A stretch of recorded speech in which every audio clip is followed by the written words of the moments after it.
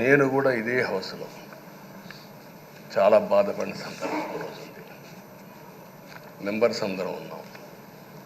నన్ను గురించి నా కుటుంబాన్ని గురించి ఇష్టానుసారంగా మాట్లాడితే కనీసం యాక్షన్ తీసుకోవడానికి నాకు మైక్ ఇవ్వమని అడిగాను.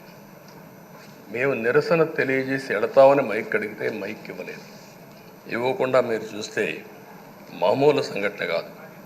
ఆ రోజు నేను ఒక మాట చెప్పాను, ఇది గౌరవ సభ కాదు, మీరు నాకు మైక్ కూడా ఇవ్వడం లేదు, మైక్ ఇవ్వకపోయినా నేను స్టేట్మెంట్ ఇవ్వాలి కాబట్టి ఇచ్చేడతాను రికార్డు కోసం అని చెప్పి గట్టిగా లేచి ఇదే సీట్లో కూర్చొని ఆ రోజు నేను చెప్పింది అదే వర్డ్స్ మీకు రిపీట్ చేస్తున్నాను. నేను స్టేట్మెంట్ ఇవ్వాలనుకున్నాను, మీరు మైక్ ఇవ్వకుండా చేశారు. అయినా నాకు బాధ లేదు. మళ్ళీ చెప్తున్నా, ముఖ్యమంత్రిగానే ఈ హౌస్కు వస్తాను తప్ప అదర్వైజ్ నాకు ఈ రాజకీయాలు అవసరం లేదు. ఇది ఒక గౌరవ సభ కాదు. ఇలాంటి గౌరవ సభలో నేనుండనని మరొక్కసారి చెప్తూ మీకు నమస్కారం. ప్రజలకు విజ్ఞప్తి చేస్తున్నా, నా అవమానం మీరు అందరూ అర్థం చేసుకొని నిండు మనసుతో ఆశీర్వదించాలని కోరుతూ ఈ సభ నుంచి వాకౌట్ చేస్తున్నానని చెప్పి వాకౌట్ చేసి బయట ప్రెస్ కాన్ఫరెన్స్ పెట్టాను. ఎందుకు ఈ విషయం చెప్తున్నానంటే, నా జీవితంలో ఇది 9వసారి నేను ఎమ్మెల్యే. ఈ రాష్ట్రంలో తెలుగు జాతిలో నాకు వచ్చిన అవకాశాలు ఏ నాయకుడికి రాలేదు. 14 సంవత్సరాలు ముఖ్యమంత్రిగా పనిచేశాను. ఇప్పుడు మళ్ళీ ముఖ్యమంత్రి అయ్యాను. 15 సంవత్సరాల అపోజిషన్ పార్టీ లీడర్గా పనిచేశాను. కానీ తిరుపతిలో నా పైన దాడి జరిగింది. 24 క్లేమోర్ మైన్స్ నా మీద బ్లాస్ట్ చేశారు. ఆ రోజు కూడా నా కళ్ళలో నీళ్ళు రాలేదు. మొట్టమొదటిసారిగా ఎలాంటి సంబంధం లేని నా సతీమణి పైన ఆరోపణలు చేశారు. ఆ ఒక్కరిపైన కాదు, ఈ రాష్ట్రంలో ఆడపడుతులందరిపైన, గౌరవంగా బ్రతికే ఆడబిడ్డలందరినీ అవమానం చేయడం, సోషల్ మీడియాలో పెట్టడం, క్యారెక్టర్ అసాసినేషన్ చేయడం, ఇలాంటి చాలా సంఘటనలు జరిగాయి. దానికి పరాకాష్ఠగా ఆ రోజు శాసనసభ్యులు కానీ, కొంతమంది అయితే భవానీ శాసన సభలో సభ్యురాలుగా ఉండి ఎన్నో పోస్టింగ్స్ పెట్టే పరిస్థితికి వచ్చారు. అలాంటి సంఘటనలు చూసిన తర్వాత ఫస్ట్ టైం నా జీవితంలో ఆడబిడ్డల కోసరం ఇలాంటి హననాన్ని చేశారని బాధపడుతూ కంటతడి పెట్టాను. ఆ రోజే అనుకున్నా, ఇలాంటి పార్టీ ఈ రాష్ట్రానికి అరిష్టం, ఇలాంటి వ్యక్తిత్వం ఉండకూడదు. మళ్ళీ ఈ రాష్ట్రాన్ని గౌరవ సభ చేసి హోందాగా నడిపించే వరకు నేను పనిచేస్తానని చెప్పి ఒక శపథం చేశాను. ఆ శపథం ప్రకారమే ప్రజలు గెలిపించారు, వచ్చాను. ఈరోజు 2 సంవత్సరాల తర్వాత, ఆ రోజు నేను వెళ్ళింది 2021 నవంబర్ 19వ తారీఖున వెళ్ళాను. నిన్న మీ అందరి ఆశీస్సులతో, ప్రజలందరి యొక్క ఆమోదంతో ఈ సభలోకి ఎంటర్ అయ్యాం. నాకు జరిగిన అవమానం కానీ, ఆడబిడ్డలకు జరిగిన అవమానం కానీ భవిష్యత్తులో ఎవరికీ జరగకుండా కాపాడే బాధ్యత ఈ అసెంబ్లీ తీసుకోవాలని అందరినీ కోరుకుంటున్నాను. నా గౌరవాన్ని కాపాడిన ప్రజానీకానికి మరొకసారి మనస్ఫూర్తిగా ధన్యవాదాలు, అభినందనలు. నా జీవితాంతం రుణపడి ఉంటా. మళ్ళీ నాకు జన్మనంటే తెలుగువాడుగా పుట్టాలని, తెలుగు గడ్డ రుణం తీసుకోవాలని నా ఆకాంక్ష. తప్పకుండా ఇచ్చేస్తాను.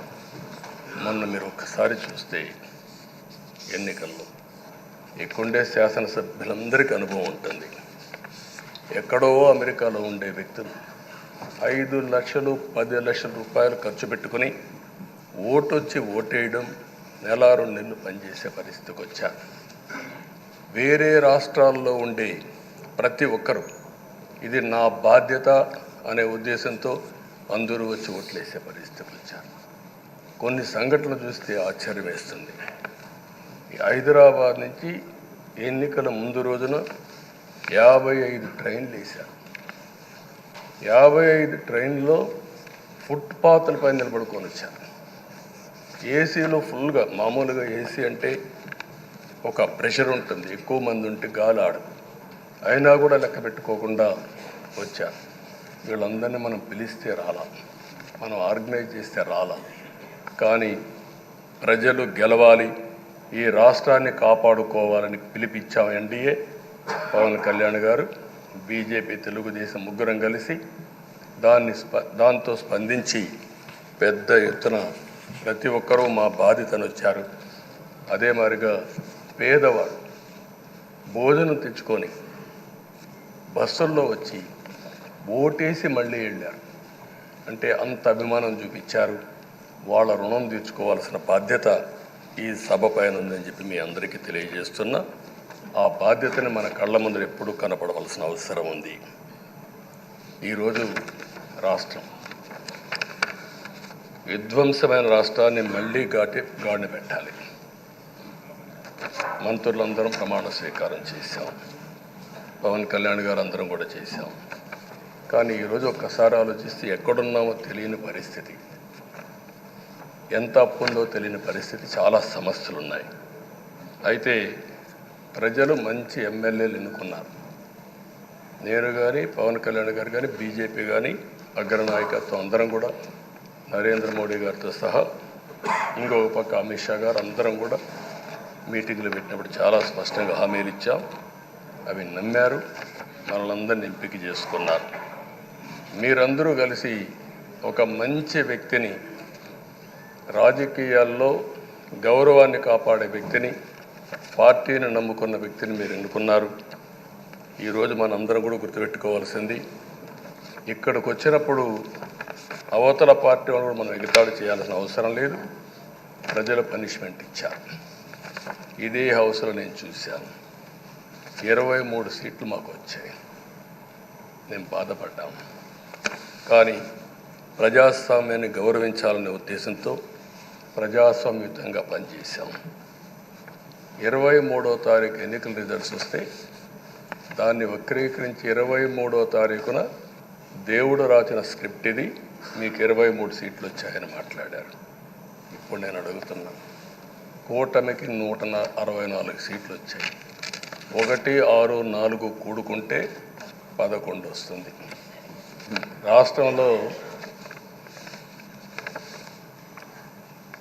దగ్గర 1631 రోజులు అమరావతి రైతాంగం, ఆడబిడ్డలు ఉద్యమం చేశారు.